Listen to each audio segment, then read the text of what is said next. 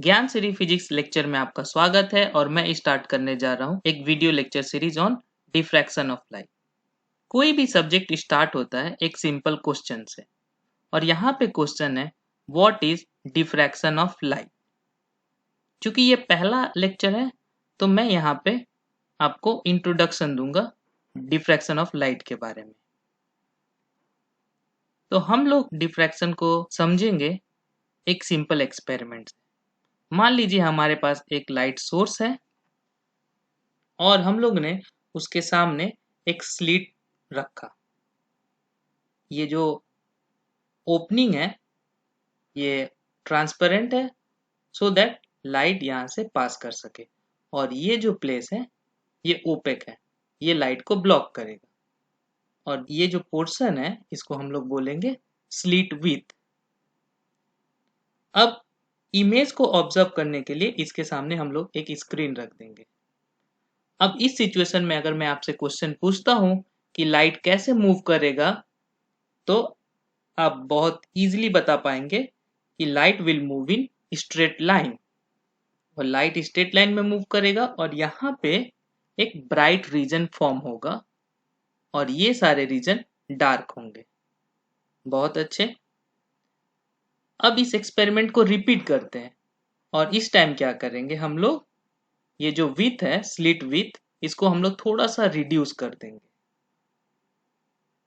तो फिर से एक सोर्स है स्लिट और स्क्रीन। मैं फिर से वो क्वेश्चन दोहराता हूँ कि लाइट कैसे मूव करेगा, और आशा करता हूँ कि आपका जवाब भी सेम ही होगा कि लाइट यहाँ पे स्ट्रेट लाइन में मूव करेगी और यहाँ पे एक ब्राइट रीजन फॉर्म होगा और ये सारे रीजन डार्क होंगे। अब तीसरी बार इस एक्सपेरिमेंट को रिपीट करते हैं, लेकिन इस बार जो स्लिट विथ होगा वो बहुत ही स्मॉल होगा, जो कि लाइट के वेवलेंथ के कंपेरेबल होगा। अगर ऐसे सिचुएशन में मैं अगर अपना क्वेश्चन फिर से रिपीट करता हूं कि लाइट कैसे मूव करेगा, तो कुछ लोगों का आंसर गलत हो जाएगा। आप लोग सोच रहे होंगे कि ये फिर से स्ट्रेट लाइन में मूव करेगा, लेकिन नहीं। ऐसे सिचुएशन में लाइट इस कॉर्नर पे जाके बेंड कर जाती है। तो हम लोग यहाँ से क्लियरली देख सकते हैं ये ग्राफिक्स में कि लाइट यहाँ से मुड़ गई है और यहाँ पे जो ब्राइट रीजन फॉर्म होगा वो पिछले एक्सपेरिमेंट से डिफरेंट होगा। यहाँ पे जो इमेज फॉर्म होगा वो ब्राइट और डार्क रीजन का मिक्सचर होगा, और जो ये बाउंड्री है डिस्टिंक्ट नहीं होगी। प्रीवियस केसेस में आप बोल सकते हैं कि यहाँ पे ब्राइट रीजन खत्म हो गया, बट यहाँ पे ये जो है ब्राइट और डार्क रीजन का एग्जैक्ट बता पाना कि कहाँ पे ब्राइट रीजन खत्म हो गया और डार्क रीजन स्टार्ट हो गया, वो बहुत डिफिकल्ट है। और इस तरह का फेनोमेना कब ऑब्जर्व होता है, जब ये जो स्लिट विथ है comparable to wavelength of light होता है। इस तरह का जो फेनोमेना होता है बेंडिंग ऑफ लाइट, वही डिफ्रैक्शन है। What is diffraction? इसका आंसर अब बहुत इजी है। Diffraction is bending of light when it passes through narrow object और शार्प एज। जैसे हम लोगों ने एक्सपेरिमेंट में देखा कि स्लिट विथ बहुत नैरो है तो वो नैरो ऑब्जेक्ट हो गया और उसके एजेस पे बेंड हो रहा है लाइट। इसीलिए हम लोग बोलते हैं कि diffraction is bending of light when it passes through narrow object और शार्प एज। अब ये फेनोमेना आज के दिनों में समझना इजी है बिकॉज साइंस बहुत आगे निकल चुका है। हम सबको पता है कि लाइट एक वेव है, लाइट एक इलेक्ट्रोमैग्नेटिक वेव है, एंड बहुत चीज हमें पता है। बट इन 17th सेंचुरी जब इस तरह के फेनोमेना ऑब्जर्व हुए थे, उस टाइम इसको एक्सप्लेन कर पाना बहुत डिफिकल्ट था। उस टाइम ये फेनोमेना बहुत ही स्ट्रेंज फेनोमेना था बिकॉज सब लोग बिलीव करते थे कि जो लाइट है वो स्ट्रेट लाइन में ही मूव करती है। That is rectilinear property of light उस टाइम बहुत पॉपुलर था। वैसे सिचुएशन में फ्रेनेल साइंटिस्ट आए और इन्होंने डिफ्रैक्शन फेनोमेना को एक्सप्लेन किया। इन्होंने कोई नया आइडिया प्रपोज नहीं किया, बल्कि उस टाइम जो दो महत्वपूर्ण एग्जिस्टिंग प्रिंसिपल थे, Huygen principle of wave nature and principle of superposition of light, उस टाइम ये दोनों प्रिंसिपल सबको पता थे। इन्होंने इन दोनों प्रिंसिपल के आइडियाज को मिक्स करके डिफ्रैक्शन को एक्सप्लेन किया। इन्होंने क्या स्टेटमेंट दिया उसको समझने से पहले हम लोग ये दोनों प्रिंसिपल के बारे में जान लेते हैं। Huygen principle of wave nature. It says in a homogeneous and isotropic medium, every point of a primary wavefront serves as the source if spherical secondary wavelet that travel with same speed and frequency. चलिए इस statement को पहले समझते हैं अच्छे से। मान लीजिए हमारे पास एक लाइट सोर्स है O, ये चारों दिशाओं में लाइट को फैलाएगा। अब लाइट एक वेव है, तो वेव है तो उसके फेज भी होंगे। तो वेव फ्रंट पहले हमको क्रिएट करना है, because it says in homogeneous and isotropic medium every point of a primary wave front. तो हम लोग यहाँ पे स्टॉप करते हैं और वेव फ्रंट को समझने की कोशिश करते हैं। तो लाइट है तो उसके वेव है तो उसके फेज होंगे। तो हम लोग क्या करेंगे, लाइट तो चारों दिशाओं में जा रही है तो वेव चारों दिशाओं में जा रही है, तो हर वेव पे हम लोग उस फेज को मार्क करेंगे। और अगर हम लोग सारे वेव्स के फेज को जोड़ देते हैं किसी लाइन से, तो जो सरफेस बनेगा वही वेव फ्रंट होगा। जैसे इस केस में देखिए, लाइट ए प्राइम की तरफ मूव कर रही है, बी प्राइम की तरफ मूव कर रही है, सी प्राइम की तरफ मूव कर रही है, एंड सो ऑन। अब यहाँ पे हम लोग एक पॉइंट लेते हैं ए, बी, सी, ये सारे पॉइंट सेम फेज वाले पॉइंट है। क्यों? क्योंकि वेलोसिटी लाइट की सेम है चारों दिशाओं में, तो जो सेम फेज वाले पॉइंट होंगे वो इक्वी डिस्टेंस होंगे फ्रॉम सोर्स। तो ए प्राइम का जो डिस्टेंस है सोर्स से, बी प्राइम का जो डिस्टेंस है, सी प्राइम का डिस्टेंस है, वो सब सेम है। हम लोग अगर यहाँ पे ए बी सी डी को जोड़ देते हैं तो जो ये लाइन बन रही है यही है वेव फ्रंट। और अगर हम लोग 3D में समझेंगे तो ये पूरा एक स्फीयर बनेगा। ठीक है, तो ये जो स्फीयर बनता है यही है प्राइमरी वेव फ्रंट। अब हाइगन प्रिंसिपल बोलता है अगर हम लोग इस स्फीयर पे कोई भी एक पॉइंट को अगर हम लोग कंसीडर करते हैं तो ये पॉइंट खुद की एक वेवलेट ऑरिजिनेट करेगी, मतलब ए पॉइंट सोर्स की तरफ बिहेव करने लगेगा। तो ये अब चारों दिशाओं में वेव को फैलाएगा, उसी तरह बी भी फैलाएगा, उसी तरह सी भी फैलाएगा, एंड सो ऑन। तो फाइनली हम लोग यहाँ से कंक्लूड कर सकते हैं कि सपोज कीजिए कि ए बी सी डी एक वेव फ्रंट है। ठीक है, अब ये वेव फ्रंट सोर्स की तरह काम करेगा और ये खुद की वेवलेट को जनरेट करेगा। ये हाइगन का प्रिंसिपल था। दूसरी प्रिंसिपल है principal of superposition. Principal of superposition बोलता है when two or more light wave overlap in space at any instant, the resultant disturbance is equals to the algebraic sum of the individual disturbance। इसको समझने की कोशिश करते हैं। Suppose कीजिए कि दो लाइट वेव एक ही दिशा में मूव कर रही है। ठीक है, जैसे यहाँ पे ये जो दो डॉटेड लाइन है ये एक वेव को रिप्रेजेंट कर रही है।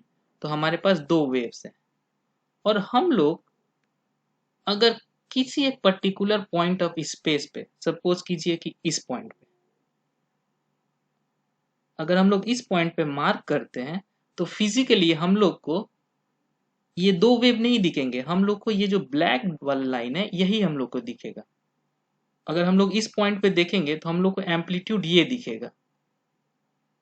एक्चुअली में वहां पे दो वेव मूव कर रहे हैं, एक ऐसे जा रहा है दूसरा ऐसे जा रहा है, बट हमको फिजिकली ये पॉइंट ही दिखेगा। दो वेव क्या करेंगे, आपस में जुड़ जाएंगे।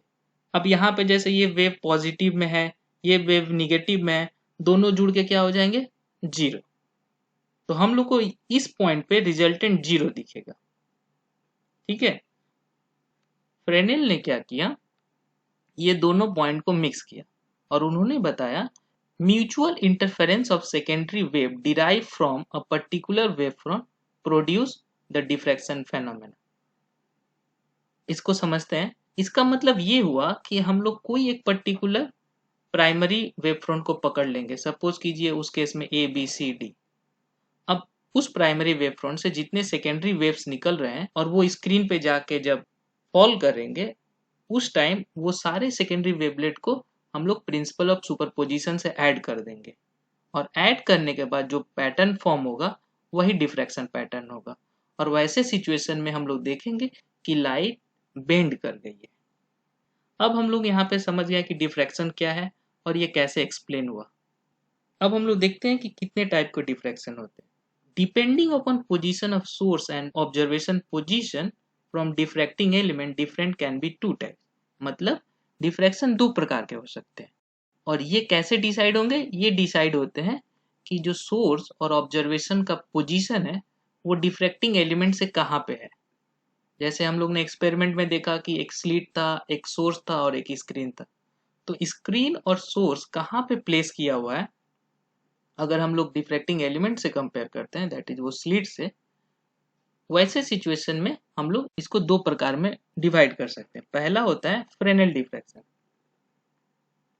अगर सोर्स और ऑब्जर्वेशन या दोनों फाइनाइट डिस्टेंस पे हो, वो स्लिट से या डिफ्रैक्टिंग एलिमेंट से, उस सिचुएशन में जो डिफ्रैक्शन पैटर्न आएगा वो फ्रेनेल डिफ्रैक्शन पैटर्न कहलाएगा। देखिए, जब सोर्स फाइनाइट डिस्टेंस पे होगा तो जो उसके वेवलेट निकलेंगे वो स्फेरिकल होंगे, क्योंकि वेव चारों दिशाओं में जाएगा। तो जब चारों दिशाओं में जाएगा तो जो हमें वेव फ्रंट दिखेगा वो स्फीयर शेप में दिखेगा। तो फ्रेनेल डिफ्रैक्शन पैटर्न में स्फेरिकल वेव इन्वॉल्व होते हैं। और जब भी स्फेरिकल वेव इन्वॉल्व होता है तो हम लोग बोलते हैं कि वो फ्रेनेल डिफ्रैक्शन पैटर्न है। और दूसरा होता है फ्रोनोपर डिफ्रैक्शन।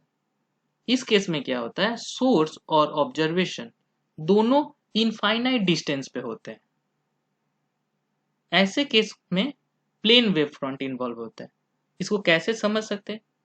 क्योंकि लाइट तो हमेशा चारों दिशा में ही जाएगा तो हमारे पास तो हमेशा स्फेरिकल वेव फ्रंट ही रहेंगे। पर इसको ऐसे समझते हैं कि मान लीजिए स्फीयर बड़ा होते जा रहा है क्योंकि वो सोर्स बहुत दूर पे है, तो स्फीयर डिफ्रैक्टिंग एलिमेंट तक पहुंचते पहुंचते बहुत बड़ा हो गया। सपोज कीजिए जैसे हमारा अर्थ ये एक बहुत बड़ा स्फीयर की तरह है, तो हम लोग का एक छोटा सा पोर्शन हमेशा स्ट्रेट दिखता है, प्लेन दिखता है।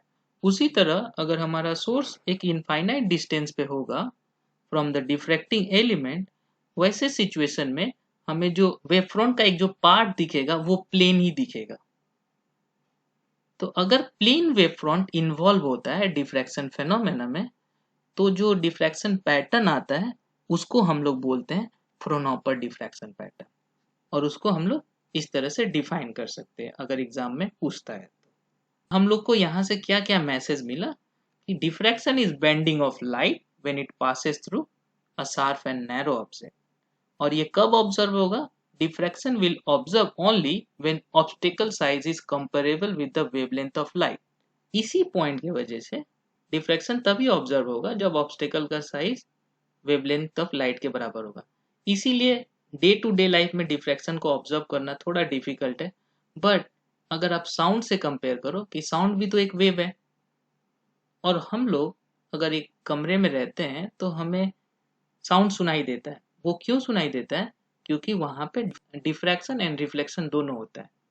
साउंड का वेवलेंथ बड़ा होता है और हमारे दरवाजे की ओपनिंग भी बहुत बड़ी होती है। उस सिचुएशन में जो हमारा जो दरवाजे का ओपनिंग का विड्थ होता है वो वेवलेंथ ऑफ साउंड के बराबर होता है। इसीलिए नॉर्मल लाइफ में साउंड का जो डिफ्रैक्शन है वो बहुत इजीली होता है। इसीलिए हम लोग अगर एक रूम के कॉर्नर में हैं तो हमें साउंड सुनाई देता है। बट लाइट के केस में नॉर्मल लाइफ में ऑब्जर्व करना थोड़ा डिफिकल्ट है। एक और पॉइंट हम लोगों ने जाना कि diffraction is pattern form due to superposition of all secondary wavelength. इसी स्टेटमेंट के आधार पे फ्रेनेल ने इसको एक्सप्लेन किया था। हम लोगों ने एक और पॉइंट जाना कि डिफ्रैक्शन टू टाइप्स के होते हैं, एक फ्रेनेल एक फ्रोनोपर। तो मैं यहाँ पे स्टॉप कर रहा हूँ। नेक्स्ट वीडियो में हम लोग एडवांस टॉपिक को देखेंगे। तो सी यू, थैंक यू।